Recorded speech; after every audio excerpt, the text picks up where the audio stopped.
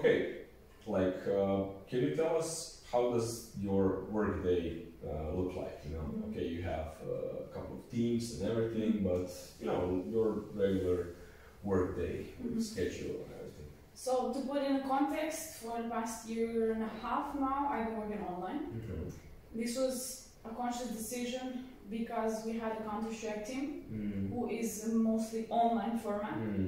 Then we have Mad Lions team in Madrid that lives in a gaming house. And then we have Berlin LEC team that has office apartments. So we have 3 formats in 3 teams, and they're very different and they work differently as well.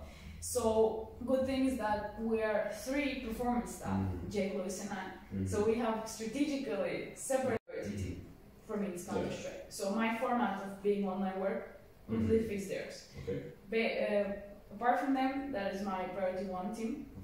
I work with the academy team as well. So this basically looks like in the mornings that when everyone else is sleeping, which is great. I love that. Is what I call research and development, where just the regular stuff, reading, checking notes, preparing for the day, reading what other people have done, reading some notes from the players themselves, and just preparing for the day ahead. So yeah, that's a must part of my day really, and it helps me center as well. Then usually in the morning, before they start with any activities or they have scrims later on, we have one-on-one times. Again, not every day. Kind of do it 7 to 12 days. Once every 7 to 12 days with each player. Just checking in. Sometimes it can last 15 minutes. And sometimes it can be for 1 hour. Sometimes for 1 hour and a half. There was many situations. And so in the morning we do more activities that are one-on-ones. Maybe they have some physical activity with Jake or Lewis. During which again, I do it with them, which is fun part. Everyone does it together. Coaches are there as well, which is team building at the same time, and also observation time for me. After that, we have a meetup, let's say with the Counter-Strike team, and we do some warm-up, so mobility. We have some set routines, so those routines were set by Jake and Lewis, and then we learn them, and we do the mobility before they start talking about theory. In theory, I listen just to see, you know, the engagement, because there are a lot of topics that we talk about in one-on-ones that I can see already in theory if they're being applied or not. And then we have, before they start playing pracs, we do some mindfulness visualization. So if it's an official game, we rather visualize some aspects of the game itself. If it's a regular scrim day, many times we learn some relaxation strategies, maybe do some gratitude exercise and stuff like that. When they start playing, well, at the same time, before or after that, I kind of have double warm-ups, so for the academy team as well, do the same thing, so it's coordination there.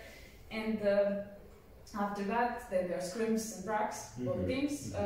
To which I listen to more CS, and especially at this point now the academy team is in the Iberian Cup, so I more focus on the CS for sure, as we're kind of leveling up right now and have a chance to reach really good results and an important line ahead.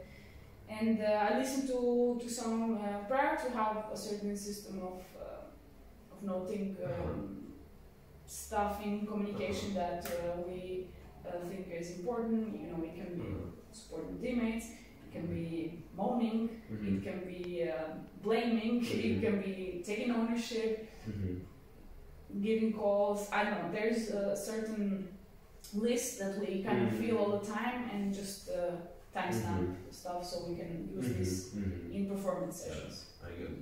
So performance sessions we have once a week. So again, my day after they have practice. It can be anything, right? But it's a group level, right? Lots of times it's about communication. Lots of times we also have like sharing activities. The so-called, they love to call it empty the backpack. I don't like to call it like that because it literally sounds like you come there and you throw stuff in someone's face, you know, like empty the backpack, you know, carelessly. So I'm trying to change this naming. It's hard. Let's just call it like that. I call it like a week wrap up. Yeah. Wrap up. Yeah. Something like that. Yeah, well, we have that. Sometimes we use it as an intervention. We prefer to use it as a prevention, so we have it like together with these performance sessions. We leave some time. Yeah. So that happens like once a week, let's say. Then by the end of the pracs, we make sure to have like a summary again, which is perfect for me. For example, if I miss some pracs, I just go to the summary and I listen to them. And after the pracs, coaches and I stay. We always have a wrap up actually between us, which is really helpful. I think with CS we have really one of the best dynamics with coaches I've ever had. Kuben and Musa have been pivotal in this team. Like, it's just pleasure being on server with them, being in these meetings. You know, we always put extra time because everyone really loves it. You know, and we feel really close to this team, and you know, players are also being grateful for that, and they notice that. So yeah, it always ends up with some kind of a wrap up with us, like, okay, what's happening tomorrow, what's happening next week, what can we take from today, stuff like that. Sometimes players receive like a type of questionnaire after the pracs, again, to do the debriefing, reflecting. It's not easy always to tell them, can we stay for 20 minutes after the prac, you know? So we solve this by, you know, a bit less non-invasive kind of forms of gathering information. And yeah, that's kind of a wrap up. And then again, sometimes the one-on-ones can even take place after. Sometimes I can have one-on-ones with the academy after the scrims. They usually finish it around 7, 8, so there is still a little bit of time. And yeah, doing a lot of schedule work, thinking ahead, always asking what's next, because you know. What's the next step? Yeah, I always kind of try to bring the bigger picture to it, because sometimes it's so hard, especially for the coaches and players. They just need to be thinking or seeing this, you know. So for any bigger picture, we really need to bring these questions forward and actively ask them to kind of expand the vision a little bit, and then okay, as well. Seems to me pretty structured day.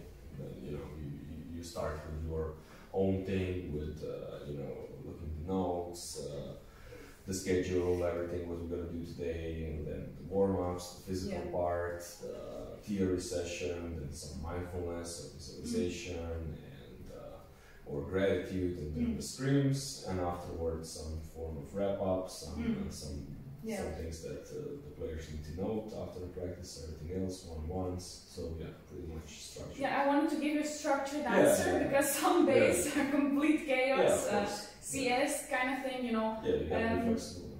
The game is postponed. No, the game is cancelled.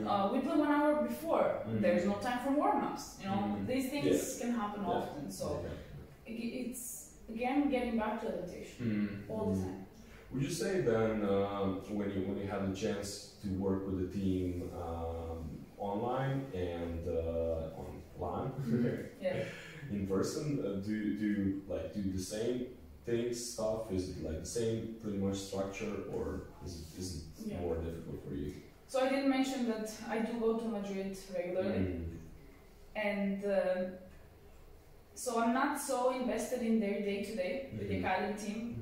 But those 3, 4 to 5, 6 days that I spend there are golden. Like, it's incredible, and Luis and Jake and I always speak like, first time this year, it was when we actually met all 3 of us in the same place, and it's mind-blowing the amount of things you can get done just by spending physical time together. Yeah, so much easier.